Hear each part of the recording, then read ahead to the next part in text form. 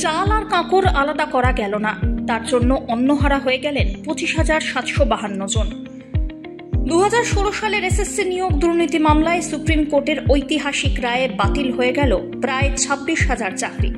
কলকাতা হাইকোর্টের দেওয়া রায়ে বহাল রেখে এই সিদ্ধান্ত জানিয়ে দিল দেশের সর্বোচ্চ আদালত। এদিকে রায়ের খবর প্রকাশ্যে আসতেই কান্নায় ভেঙে পড়লেন চাকরিহারারা। সকাল থেকেই কলকাতার শহীদ মিনারে জমায়েত হয়েছিলেন এসএসসি নিযুক্তরা। তবে সুপ্রিম কোর্টের রায় আসতেই তাঁদের মধ্যে চরম হতাশা দেখা যায়। কেউ ভেঙে পড়েন কান্নায়, আবার কেউ হা হুতাশ করতে থাকেন, আবার কেউ নিরাশ কণ্ঠে এও বলেন আর কিছুই করার নেই। এক কথায় সুপ্রিম কোর্টের এই রায়ে ভেঙে পড়েছেন চাকরি প্রার্থীরা।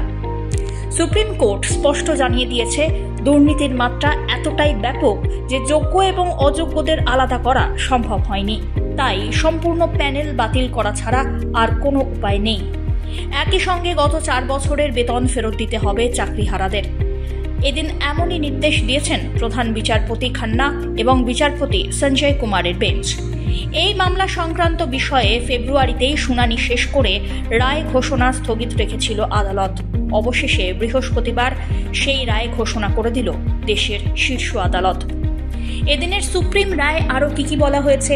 সুপ্রিম কোর্ট এদিন জানিয়েছে, চাকরি হারাচ্ছেন 25,752 জন। তবে শুধুমাত্র ক্যান্সার আক্রান্ত চাকরি প্রার্থী সোমা দাসের চাকরি বহাল থাকছে। তার শারীরিক বিষয়টি দেখেই এই মানবিকতা দেখিয়েছেন বিচারপতিরা।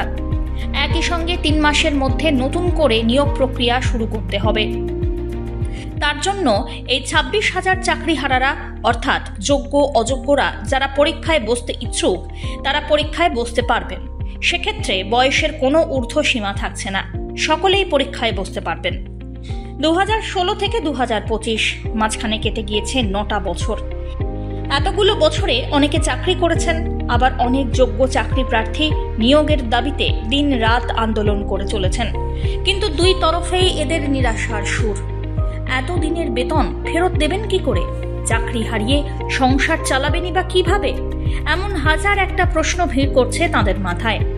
যারা অর্থের বিনিময়ে চাকরি পেয়েছেন তাদের কথা আলাদা, কিন্তু যারা যোগ্যতার নিরিখে চাকরি পেয়েছেন তাদের কি হবে এবার? এমনও প্রশ্ন করছেন চাকরি প্রার্থীরা।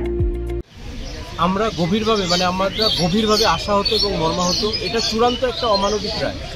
এই রায়কে আমরা কখনোই মানি না, এবং এই রায় বলা যেতে পারে ভারতবর্ষের একটা ঐতিহাসিক রায়। ঐতিহাসিক রায় কোন দিক দিয়ে? একটা অন্যায়কে সমর্থন করবার, অন্যায়কে প্রশ্রয় দেবার এবং অন্যায়কে এগিয়ে নিয়ে যাওয়ার রায়। কেন কি যে 26,000 যে পরীক্ষায় যারা আছে, 26,000-26,000ই তো ইলিগাল ক্যান্ডিডেট নয়। এখানে ভারতবর্ষে যেখানে সর্বোচ্চ তদন্তকারী সংস্থা সেটা অলরেডি ইনকোয়ারি করেছে, বাক কমিটি ইনকোয়ারি করেছে এবং ইনকোয়ারি করে আলাদা করেছে। তাহলে কিসের ভিত্তিতে আজকে 26,000 চাকরি বাতিল হলো?